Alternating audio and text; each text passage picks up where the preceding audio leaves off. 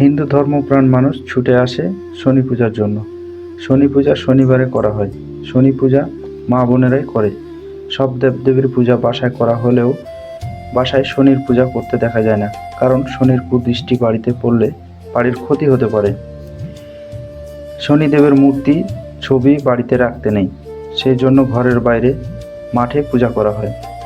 পূজা শেষে পূজার ঘট পানিতে বিসর্জন, পূজার প্রসাদ বাড়িতে নেওয়া হয় না। শনির পূজা করতে গিয়ে কোনো ভুল করে বসলে শনিদেব খুশি হওয়ার বদলে রেগে যান। শনির কুদৃষ্টি পড়লে অশুভ বয়ে আনে। যে ব্যক্তি ভালো কাজ করে এবং সুপথে চলে সে ব্যক্তির কোনো ক্ষতি করেন না। শনিদেব কর্মফলের দেবতা, তিনি দণ্ড দেন আবার আশীর্বাদও দেন। শনিদেবের কুদৃষ্টি থেকে রক্ষা পেতে বোনেরা প্রার্থনা করেন ভাই যেন দীর্ঘায়ু হয়। পরিবারের মঙ্গলের জন্য শনি পূজা করে থাকেন। শনি পূজা কোথায় কিভাবে করা হয় দেখুন এই ভিডিওর মাধ্যমে। শনি পূজা হল ভগবান শনিদেবের আরাধনা, যিনি কর্মফলের বিচারক হিসাবে পরিচিত। শনিদেবকে শনিদেব সূর্যদেব ও ছায়াদেবীর পুত্র।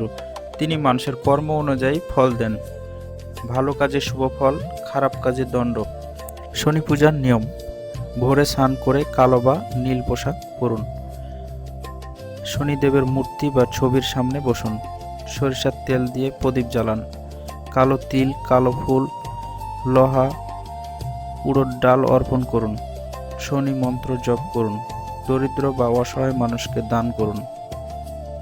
শনি পূজার উপকারিতা: শনির দোষ বা বাধা কমে, কর্মক্ষেত্রে ও ব্যবসায় উন্নতি, মানসিক চাপ ও কষ্ট লাঘব, জীবনে শৃঙ্খলা ও ধৈর্য আসে। নারায়ণ হরি, নিজের গায়ে ছিটাও, আরেকবার দাও। কৃষ্ণ, ওম বিষ্ণু, একটা মুখে দাও। হাত মুখ ধুয়ে।